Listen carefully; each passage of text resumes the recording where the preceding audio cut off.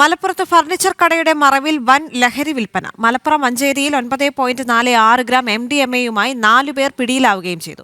പൈനാട് Mannaram would furniture നിർമ്മാണശാലയുടെ ഓഫീസിൽ നിന്നാണ് ഏകദേശം ₹1,00,000 വില വരുന്ന MDMA പിടിച്ചെടുത്തത്. കേസുമായി ബന്ധപ്പെട്ട് 4 പേരെ അറസ്റ്റ് ചെയ്തു. ശിവദാസ് കർമ്മനം ചേരുന്നു കൂടുതൽ വിവരങ്ങളുമായി. ശിവദാസ്, റിപ്പോർട്ടിന്റെ വിശദാംശങ്ങൾ എന്തൊക്കെയാണ്? ദേവിക, ഇന്ന് രാവിലെയാണ് മലപ്പുറത്തെ എക്സൈസ് സംഘത്തിന്റെ ലഹരി വേട്ട. ഫർണിച്ചർ കടയുടെ മറവിൽ ലഹരി വിൽക്കുന്ന സംഘത്തെയാണ് എക്സൈസ് സംഘം പിടികൂടിയത്. മലപ്പുറം ജില്ലയിലെ പയ്യനാടിന് സമീപം മണ്ണാറം വുഡ് ഫർണിച്ചർ നിർമ്മാണശാലയിൽ നിന്നാണ് ലഹരി പിടികൂടിയത്.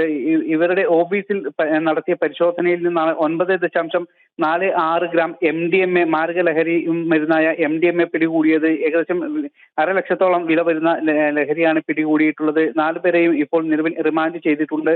പയ്യനാട് ചോലയ്ക്കൽ സ്വദേശി സൈഫുദ്ദീൻ, ഇളമ്പൂർ സ്വദേശി ഫസലൂർ റഹ്മാൻ, പാലക്കുളം സ്വദേശി അനസ്, ജാബിർ എന്നിവരാണ് പിടിയിലായത്.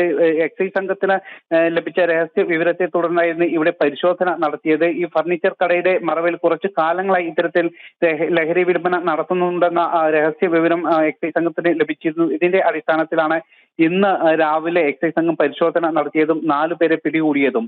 ദേവിക.